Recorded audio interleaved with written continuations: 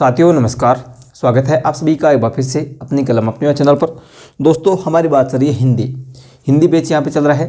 चाहे आप किसी भी भर्ती की तैयारी कर रहे हैं, विशेष रूप से सेकंड ग्रेड को लेकर ये बैच चल रहा है। उसके अलावा रीट हो, अन्य किसी भी भर्ती में जिसके सिलेबस में हिंदी है, आप ये बैच आराम से जुड़ सकते हैं, क्रम से वीडियो देख सकते हैं। इसके अलावा कक्षा 8, 7, 12, 9, 10 आप किसी भी क्लास में पढ़ रहे हैं या आपके छोटे भाई बहन मित्र पढ़ रहे हैं तो उन तक ये आप लिंक शेयर करके उनको जोड़ सकते हैं, क्योंकि सभी के लिए ये हिंदी का बैच क्रम से पूरी व्याकरण क्रम से चल रही है। उनको यहाँ पे जोड़ सकते हैं। सभी भर्तियों के लिए विशेष रूप से रामबाण साबित होने वाला है। तो दोस्तों हमारी बात चल रही थी अव्यय में हमने पीछे के वीडियो में बात की अव्यय क्या है, किसे कहते हैं, और इसके अलावा हमने बात की अव्यय का जो पहला भेद है क्रिया विशेषण। वेरी इंपॉर्टेंट भेद है परीक्षा की दृष्टि से क्रिया विशेषण। यदि आपने पीछे का वीडियो नहीं देखा तो आप ऊपर आई बटन में जाकर देख सकते हैं, या पहला कमेंट है वहाँ पे क्रम से हमारी प्लेलिस्ट बनी हुई है सभी क्लासों की। आप क्रम से पहले कमेंट में जो लिंक दिया हुआ है उसमें साफ लिखा हुआ है, यहाँ से आप क्रम से देख सकते हैं, वहाँ से आप क्रम से सभी वीडियो देख सकते हैं पीछे के भी। तो देखिए बात करते हैं अव्यय। इतने दिन 5-7 दिन क्लास नहीं आ पाई तो मैं आपको कारण स्पष्ट कर दूं। पहले 2 शादियाँ थी, एक रिलेशन में एक मित्र की, तो उनमें 2-3 दिन वहाँ पे बिजी था बहुत ज़्यादा, और उसके बाद तबीयत डाउन हो गई, और इतनी डाउन हो गई कि सही से बोला भी नहीं जा रहा था, बहुत ज़्यादा थोड़ा बुखार उखार ऐसा। तो अब एकदम आराम से हालत सही है। अब हमारी क्लास में वापस जहाँ पे हम थे वापस वहाँ पे आ चुके हैं। अव्यय भाग 2। अव्यय फर्स्ट में हमने बात करी अव्यय किसे कहते हैं, और पहला भेद क्रिया विशेषण। आज हम पढ़ेंगे अव्यय 2 के अंदर आगे के जो भेद है। क्रिया विशेषण पहला भेद हमने पढ़ लिया, ठीक है, पहला भेद हमने बात की क्रिया विशेषण। दूसरा है संबंध बोधक। कौन सा है? संबंध बोधक, ठीक है। तीसरा समुच्चय बोधक। कौन सा है? समुच्चय बोधक। और चौथा विस्मयादि बोधक। कौन सा है? विस्मयादि बोधक। अब आज हम इसकी तो बात हम पहले कर चुके हैं। आज हम संबंध बोधक, समुच्चय बोधक और विस्मयादि बोधक इन सभी की बात करेंगे। पूरी बात आराम से करने वाले हैं। वीडियो शुरू कर रहे हैं, क्लास शुरू कर रहे हैं, उससे पहले वीडियो को लाइक करें, शेयर कर दें सभी के साथ, अपने साथी को जोड़ते रहें। और चैनल पर आप नहीं है, अभी तक चैनल सब्सक्राइब नहीं कर रखा है तो सब्सक्राइब कर लीजिए और बेल आइकन दबा लीजिए। देखिए बात करते हैं संबंध बोधक। दूसरा उपभेद हम लेते हैं, संबंध बोधक किसे कहते हैं। तो देखिए क्रिया विशेषण की बात हम कर चुके हैं। क्रिया विशेषण जो मतलब ऐसे अव्यय शब्द जो क्रिया की विशेषता बता रहे हैं। जैसे पहले हम इसको मोटामोटी वापस देख लेते हैं।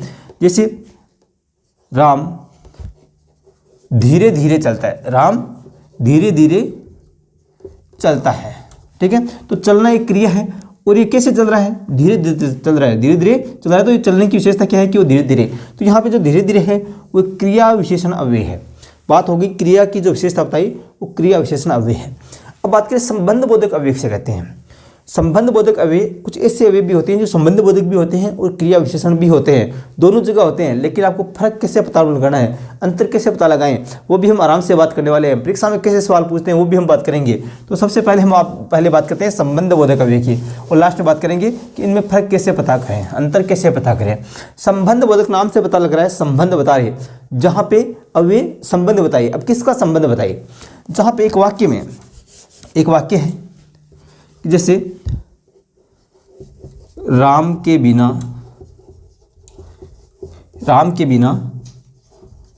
लक्ष्मण नहीं पढ़ेगा।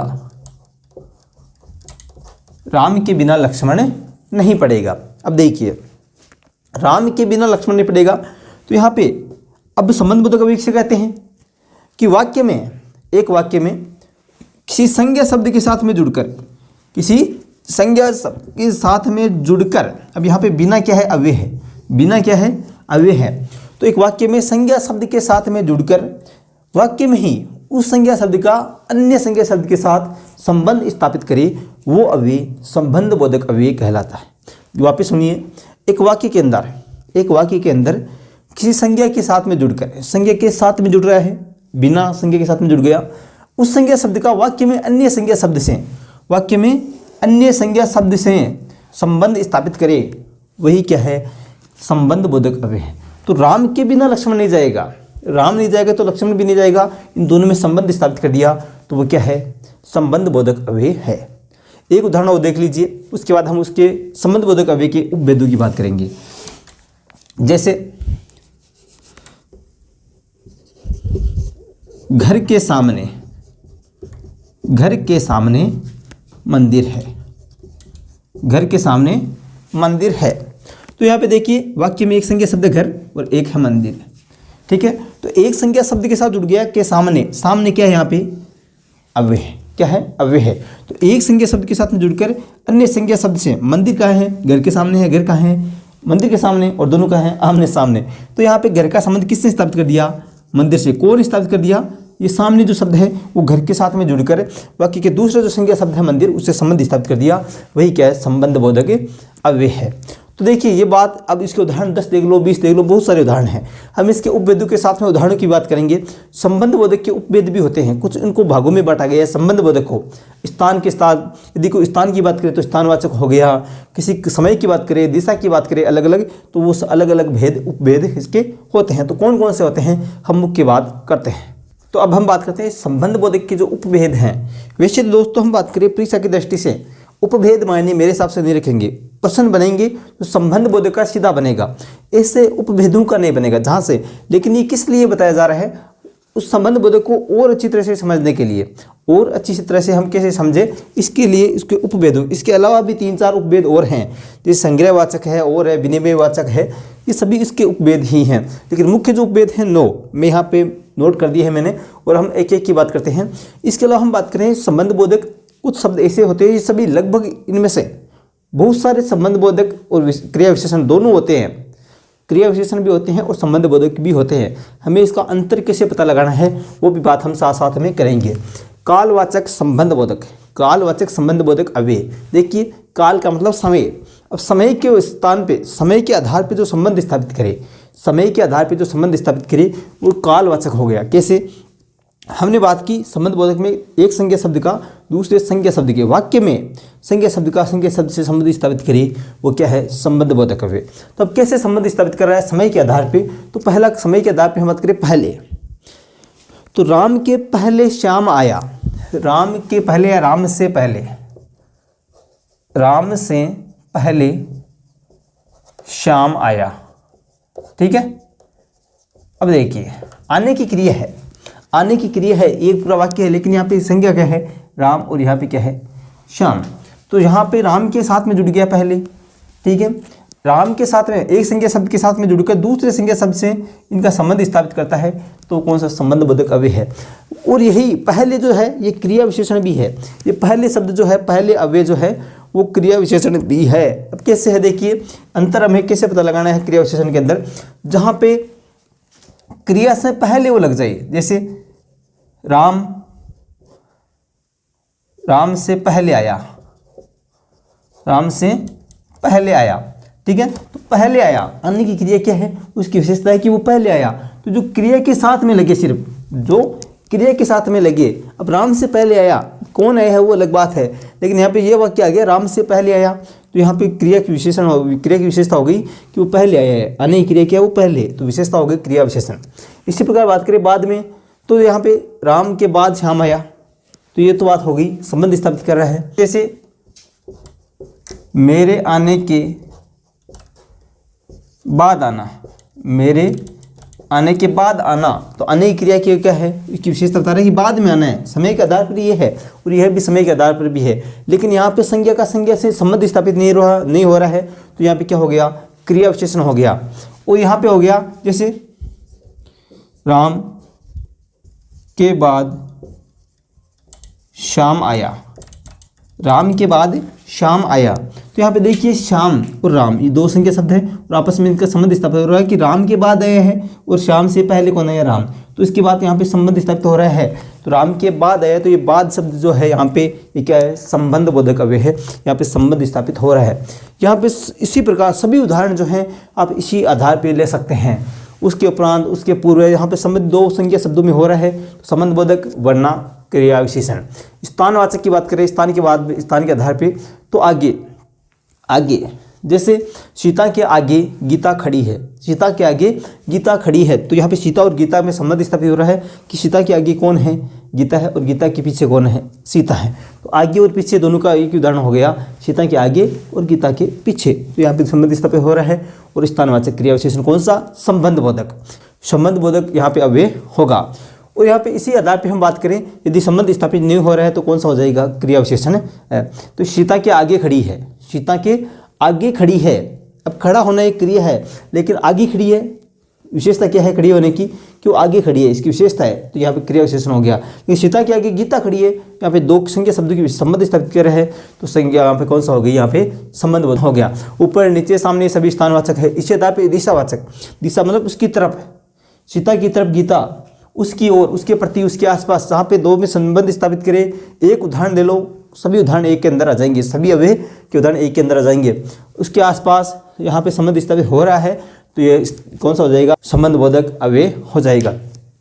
साधनवाचक की बात करें, द्वारा, जरिए, सहारे, बल, ये किसमें है, साधनवाचक। कौन से, संबंध बोधक। कैसे, राम के द्वारा पत्र लिखा गया, राम के द्वारा पत्र लिखा गया। यहाँ पे द्वारा, राम और पत्र क्या है, राम और पत्र क्या संज्ञा है, तो यहाँ पे राम के द्वारा पत्र लिखा गया है, तो दोनों में संबंध स्थापित हो रहा है कि पत्र कौन लिख रहा है, राम, संबंध स्थापित हो गया। तो यहाँ पे कौन सा हो जाएगा, यहाँ पे संबंध बोधक हो जाएगा। कौन सा, साधनवाचक। जरिए, सहारे, बल, ये सभी किसमें, साधनवाचक के। सादृश्य मतलब समानता की बात करें, समान, अंतर है, भांति, तुल्य, ये सभी किसमें आ जाएंगे, संबंध बोधक अव्यय।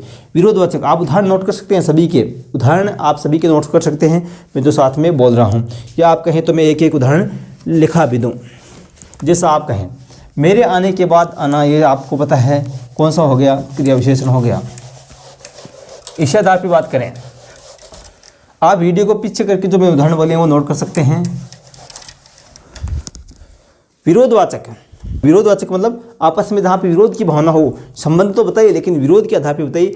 विरुद्ध, खिलाफ, कौन सा है, अकबर के खिलाफ महाराणा प्रताप ने जंग लड़ी। अकबर के खिलाफ, अकबर के खिलाफ यहाँ पे हो गया, तो खिलाफ किसके है, अकबर के, कौन, महाराणा प्रताप। तो यहाँ पे हो जाएगा, दोनों में संबंध स्थापित हो रहा है। विपरीत है लेकिन संबंध तो स्थापित हो रहा है, वहाँ पे अकबर और महाराणा प्रताप के बीच में संबंध बोधक अव्यय हो जाएगा। अकबर के खिलाफ लिख लो या मुगलों के खिलाफ कर लो, आप जो भी है, मुगलों के खिलाफ महाराणा प्रताप ने, या प्रताप ने, महाराणा प्रताप ने जंग लड़ी। ठीक है, तो यहाँ पे देखिए, एक तो संज्ञा है मुगल और एक महाराणा प्रताप, तो यहाँ पे खिलाफ जो है वो क्या हो जाएगा, संबंध बोधक, दोनों में संबंध स्थापित हो रहे हैं, तो यहाँ पे संबंध बोधक अव्यय। इसी प्रकार विरुद्ध, खिलाफ, विपरीत हो जाएगा। सहारा, सहचारण मतलब साथ है, इसका दूसरा नाम संगवाचक भी है। ठीक है, संगवाचक भी इसको कहते हैं। संग, साथ, सहित, पूर्व। राम के साथ लक्ष्मण बन गया, राम के साथ लक्ष्मण बन गया, राम के सहित सीता गई, राम के पूर्वक, मतलब जो भी है, तो यहाँ पे संबंध स्थापित हो रहा है, या आप उदाहरण नोट कर सकते हैं। उदाहरण दोस्तों आपकी किताबों में भरे पड़े हैं, समझना जरूरी है कि संबंध बोधक है क्या। जहाँ पे एक वाक्य में दो संज्ञाओं का संबंध स्थापित हो रहा है, वो क्या है, संबंध बोधक अव्यय। तुलना, जहाँ पे दो की तुलना कर रही हो, तीन के कर रहे हो, वहाँ पे कौन सा हो जाएगा, संबंध बोधक। कौन सा, तुलनावाचक। कैसे, अपेक्षा, राम की अपेक्षा श्याम होशियार है, जहाँ पे दो की तुलना हो रही है। ठीक है, मोहन की अपेक्षा सोहन तेज दौड़ता है। यहाँ पे देखिए, तेज दौड़ना, यहाँ पे क्रिया विशेषण भी है, लेकिन यहाँ पे राम की अपेक्षा, यहाँ पे कौन सा हो जाएगा, अपेक्षा में संबंध बोधक अव्यय हो जाएगा। आगे सामने यहाँ पे तुलना है, राम के आगे श्याम क्या है, राम के सामने श्याम क्या है, ये सभी क्या है, तुलना कर रहे हैं, तो कौन सा हो गया, तुलनावाचक, संबंध बोधक। हेतुवाचक, हेतु मतलब कारण, इसके लिए, सीता के लिए राम ने रावण से जंग लड़ी, सीता के लिए, तो कारण क्या है यहाँ पे, सीता के लिए राम ने। ठीक है, तो यहाँ पे सीता के लिए जो आ रहा है, ये क्या हो जाएगा, या हेतुवाचक, संबंध बोधक हो जाएगा। यहाँ पे संबंध स्थापित कर रहे हैं, उसके निमित्त, उसके वास्ते, उसके हेतु, उसकी खातिर, सभी किसमें आ जाएंगे, संबंध बोधक अव्यय के अंतर्गत आ जाएंगे। तो बात ये है, संबंध बोधक अव्यय क्या है वो समझ में आना चाहिए। उसके अलावा यहाँ पे संबंध बोधक और क्रिया विशेषण में अंतर क्या है वो समझ में आना चाहिए। आप एक बार दोबारा देख लीजिए दोनों में अंतर, एक उदाहरण के माध्यम से।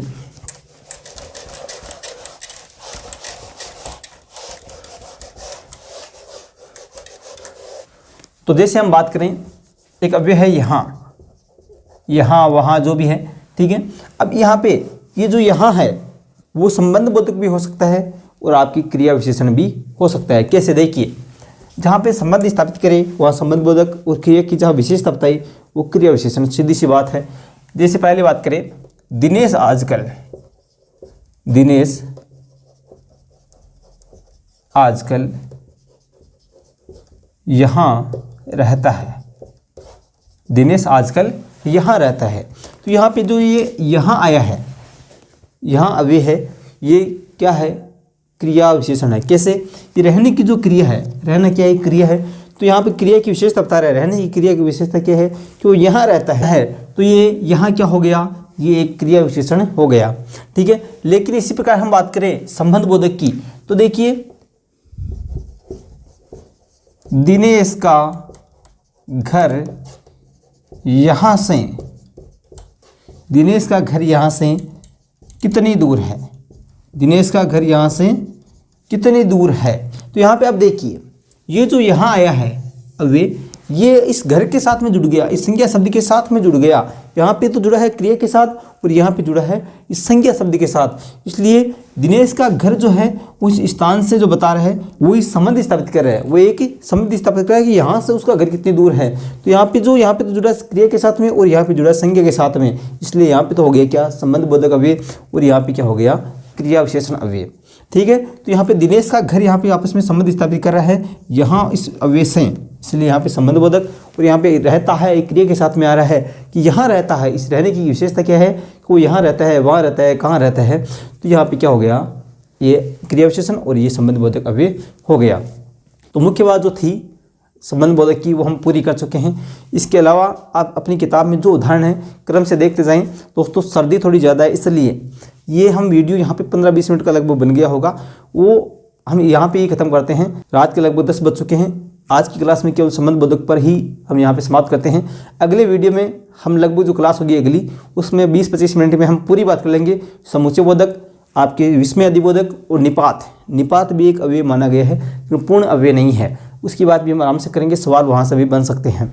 तो सवाल जो बनना था वो कहाँ से बनता है संबंध बोधक में हम बात कर चुके हैं, जहाँ पे सीधा सवाल पूछेगा, वाक्य दे देगा कि इसमें क्रिया विशेषण है या आपकी संबंध बोधक है, समुच्चय बोधक है, सीधा सा सवाल यहाँ से बनना है। इसलिए मैं बार बार कहता हूँ कि आप जो पीछे की परीक्षा में प्रश्न आई हुई हैं, आप किसी भी भर्ती की तैयारी कर रहे हैं, किसी भी भर्ती सेकंड ग्रेड को लेकर हो, रीट को लेकर हो, आप किसी भी भर्ती की तैयारी करें, जिसमें पहले के पेपर जरूर देखें। पीछे का जो पेपर आया था, पेपर देखिए किस प्रकार से प्रश्न पूछते हैं, तभी आप उसके बाद ही वो टॉपिक पढ़ें। जो भी टॉपिक पढ़ रहे हैं सबसे पहले पीछे के 2-3 पेपर देख लीजिए किस प्रकार से प्रश्न पूछते हैं, उसके बाद उस टॉपिक को पढ़िए। मैं कहता हूँ आपको पढ़ने में मज़ा आएगा और समझ में भी आराम से आप अच्छे से पकड़ पाओगे कि कैसे सवाल पूछते हैं और हमें कैसे पढ़ना है। ये एक अच्छी रणनीति होती है पढ़ने की। तो अब निश्चित रूप से मेरे हिसाब से समझ में आ रहा है। और जो भी आपके कमेंट हैं, आपके सवाल हैं, आप कमेंट कर सकते हैं। दोस्तों हमारे सवाल जो आपकी 8 सीरीज हम कर चुके हैं, इसके अलावा आपको रीड की बात हो, सेकंड ग्रेड की बात हो, कोई कंफ्यूज है तो आप अपने कमेंट रख सकते हैं।